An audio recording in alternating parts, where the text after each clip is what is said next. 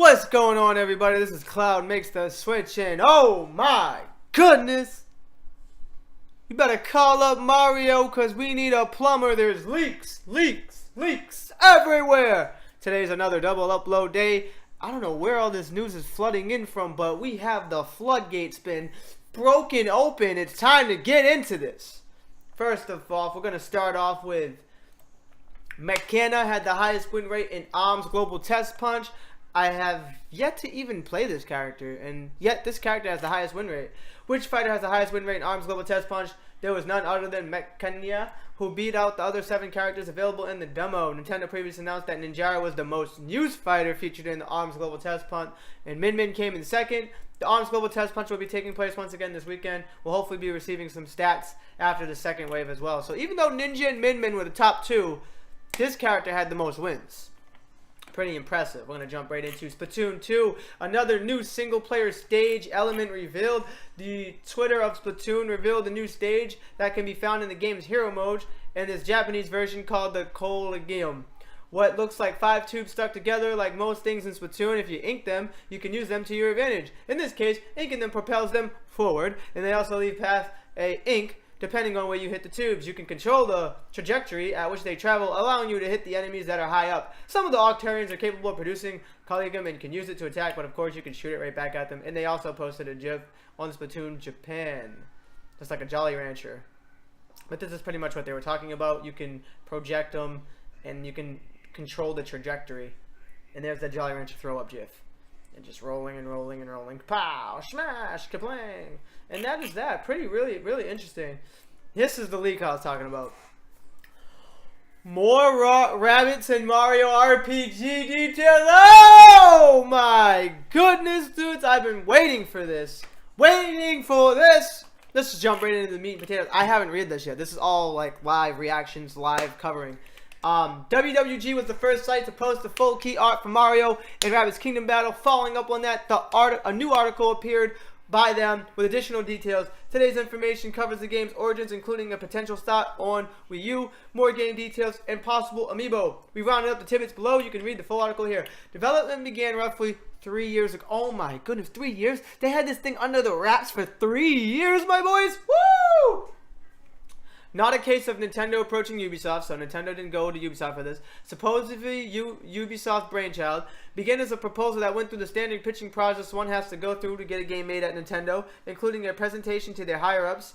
Site sources say they had seen functioning prototypes of a Wii U version of the game at various points in development. Ubisoft's Milan is handling the core creative direction. Prevailing sense of Nintendo letting go of the reins with the project. Nintendo reps are closely overseeing it, and approval is needed for anything concerning the use of their characters. So even though Nintendo's allowing Ubisoft to mess with their characters, they're like, we're overseeing it. If we see one mother freaking thing we don't like, we're shutting the project down. And that's some G stuff right there. However, even the most outlandish ideas from the developers have been met with little resistance. What the frig is going to happen with this title? Twisted sense of humor, has surreal self-referential gags. Early prototypes had a hunky Donkey Kong themed rabbit serving as one of the first boss encounters. The rabbit has access to a pile of bananas that can use to replenish its health. Players are required to first cut off its food supply to prevent him from recovering before they do real damage. The DK rabbit apparently will dab. He will dab! Dab! Dab! Dab! Dab! He's gonna dab on us.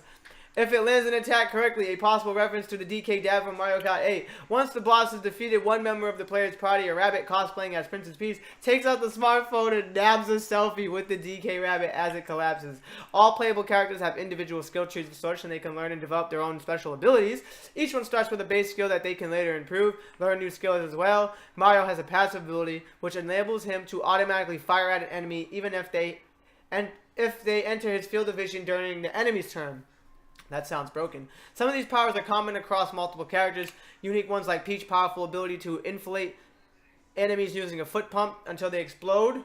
Online Suits was apparently being tested several months back, but it was inaccessible in the test build. Arena mode spotted in the test UI, promising some local co-op action. Amiibo support seems to be planned. Prototypes featuring a mode dubbed Amiibo Machine. Ubisoft is said to be producing prototype figures of some of the game characters. These could be for potential Kingdom Battle amiibo line. Was planned to be announced during Switch unveiling in January, but was pushed back to receive further polish.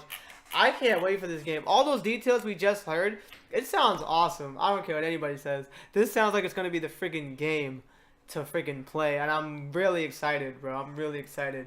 Lost Sphere has been announced for Nintendo Switch. A new game called Lost Sphere has been revealed for the Nintendo Switch. It will be developed by Tokyo RPG Factory of I Am Setsuna, fame and published by Square Enix. You can check out the video by typing in Lost Sphere official announcement trailer on YouTube. Fire Emblems, like I said, leaks. You call this a leak, but it says it's been revealed. Fire Emblem Warriors, pair of original characters revealed. Marth is also playable. Surprisingly enough, our first proper look at Fire Emblem Warriors after that brief trailer featuring Chrom a couple months ago comes not from E3, but instead from Famitsu. We've only had preview images of the article this week, Famitsu magazine, about Fire Emblem Warriors at the moment, but we can nonetheless learn a couple things from them. It seems like the game's main characters, much like Fire Emblem Heroes, will be a brother-sister pair. Original characters, Xion and Leon. It also comes with no surprise that Marth will be playable as well. We'll have more information once we get our hands on the full issue of Famitsu tomorrow. Looks like Marth's in the game, and it looks like the brother and sister pair is in the game.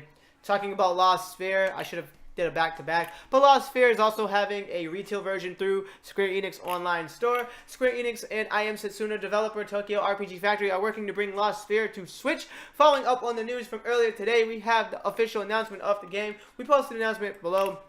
Los Angeles Tokyo Factory Square Enix Studio decided to creating games that blend Japanese role-playing games with the latest technology for the new generation of games. Have announced their all-new title, Lost Sphere. The title is set to arrive on PS4, Nintendo Switch, and Steam for $50 in 2018. So we're not going to really get anything about it unless you go check the trailer out until 2018. The adventure of Lost Sphere begins in a remote town where a young boy Kana awakens from a devastating dream to find his hometown disappearing. To stop the world from being lost forever, Kanata and his comrades set out to rebuild the world around them with the proper power of memory by manifesting thoughts into matter. Seems like a pretty cool idea. Expanding upon the beloved features from the debut title I Am Setsuna, Lost Sphere features an enchanted gameplay system with a revamped action time battle system where players can strategically strategize and freely adjust their placement in mid-fight seamless environments and various locations to explore. For more information on Lost Sphere, please visit www.lostsphere.com. Let's go check that out right now. Lost Sphere will be available digitally from PS Store, Nintendo eShop on Nintendo Switch, and Steam. A physical package is now available for pre-order exclusively on Square Enix online store for the PS4 system and Nintendo Switch. Fans who pre-order the game from the Square Enix store will receive 2 music tracks as a gift at launch. Lost Sphere is not yet rated. Please visit the Entertainment Software Rating Board. Blah, blah, blah, blah, blah. That's Square Enix pre-order. Let's check out the website, though. Lost Sphere coming in early 2018. We can get a glimpse of some screenshots. You know, it looks like some angry pelicans. You know, we got some screenshots of it. Looking like the I Am Setsuna look. But before we judge it and knock it, we have to see more. Look at all these different. Ooh, I like that. That's a nice screenshot. That's a beautiful screenshot. So yeah, this is it, guys. That is Lost Sphere. Platinum Games reconfirms they Switch project. Could it be Metroid? Could it be Metroid? Could it be Bayonetta 3? Who knows? Famitsu was able to interview Platinum Games distributor and Nada Bit Summit last week. Naturally, Switch came up during the discussion. Praise Switch easy to play anywhere. Expect. Also, he thinks you can play a Switch game both casually or seriously, and the platform expects heavy on live camera. I freaking just did that. Not editing that out. Also, he thinks you can play Switch game both casually or seriously, and the platform accepts heavy AAA titles or even very casual games made of just small ideas. Therefore, Switch fits well with the indie scene and also with the upcoming video game scene. He also believes that the synergy between Platinum Games and Switch is good. He was able to reconfirm a project for Switch developed by Platinum Games, which he thinks will be interesting or fun.